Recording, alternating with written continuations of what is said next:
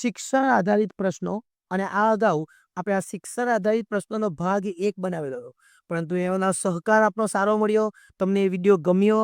એવા પ્રશ્નો તમે એવું કે બીજા પણ આપો એટલે આપણે તાત એસ અને તાત એચએસના વિદ્યાર્થીઓ માટે આપણે આ બીજો જે છે ભાગ એ લાવ્યા છે.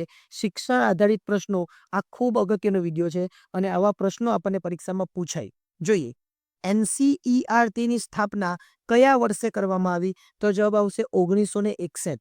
1961માં NCERTની રચના કરવામાં આવી અથવા સ્થાપના કરવામાં આવી. નીચેનામાંથી કયું કાયમી પત્રક ગણાય? તો કાયમી પત્રક એટલે GR, જનરલ રજિસ્ટર. શું કહેવાય? GR ને કાયમી પત્રક ગણવામાં આવે.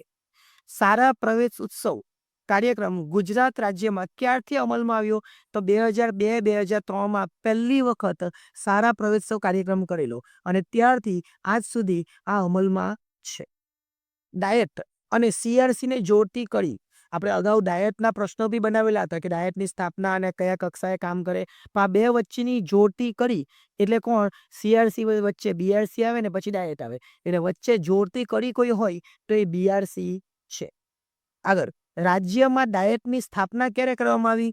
1995માં. 1995માં ડાયટની સ્થાપના કરવામાં આવી. ભારતમાં કયું રાજ્ય કન્યા કેળવણી? તમે જોઈ શકો કન્યા કેળવણી. તો કન્યા કેળવણીમાં કયું રાજ્ય? ક યાદ રાખ્યું. ક એટલે કેરળ. કન્યા કેળવણી કેરળ. આવું યાદ રાખવાનું. આગળ કઈ સંસ્થા રાષ્ટ્રીય કક્ષાએ શૈક્ષણિક પ્રસાર માટે સર્વગ્રાહી સર્વેક્ષણ કરે છે? તો NUEPA એટલે નેશનલ, આનું પૂરું નામ પૂછાય તો national university of educational planning and administration અને એનું ગુજરાતી નામ રાષ્ટ્રીય શૈક્ષણિક આયોજન અને વહીવટ યુનિવર્સિટી. એટલે એકી સાથે 3 પ્રશ્નો અહીંયા આવી ગયા છે. રાષ્ટ્રીય પ્રૌઢ શિક્ષણ કાર્યક્રમ ભારતમાં ક્યારે અમલમાં આવ્યો? તો 2 ઓક્ટોબર. એટલે ગાંધીજી આપણે યાદ રાખવાનું, આ અલગ છે જન્મ, પણ ગાંધીજીને યાદ રાખવાનું 2 ઓક્ટોબર. આગળ ચાલે જો અહીંયા બી 2 ઓક્ટોબર છે એટલે આચવું છું 2 ઓક્ટોબર 1978 યાદ રાખજો. ડાયટની મુખ્ય કેટલી પ્રશાખાઓ છે? તો ડાયટની મુખ્ય 7 પ્રશાખાઓ છે. વિદ્યાર્થીઓની સંતોષકારક પ્રગતિને લીધે કોઈ એક ધોરણમાં તેનું વધુ રોકાવું એટલે સ્થગિતતા. કોઈ એક ધોરણમાં વિદ્યાર્થી પાછો રોકાઈ જાય તેને શું કહેવાય? સ્થગિતતા કહેવાય. રાષ્ટ્રીય સાક્ષરતા મિશનની સ્થાપના ક્યારે થઈ? તો 1988માં. 1988માં રાષ્ટ્રીય સાક્ષરતા મિશનની સ્થાપના થઈ. વિદ્યા સહાયક યોજના ક્યારથી અમલમાં આવી? જે શિક્ષકો માટે વિદ્યા સહાયક યોજના 1998 1998થી અમલમાં આવી.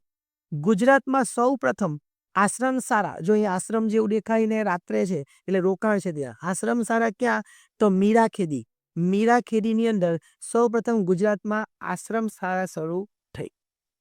NCTEની સ્થાપના કયા હેતુથી કરવામાં આવેલી? શિક્ષક પ્રશિક્ષણ. એટલે આ NCTE છે ને તમને BEdની અંદર એક સર્ટી આપવામાં આવે એટલે શિક્ષક પ્રશિક્ષણ માટે આ તૈયાર કરવામાં આવેલ એનો હેતુ હતો.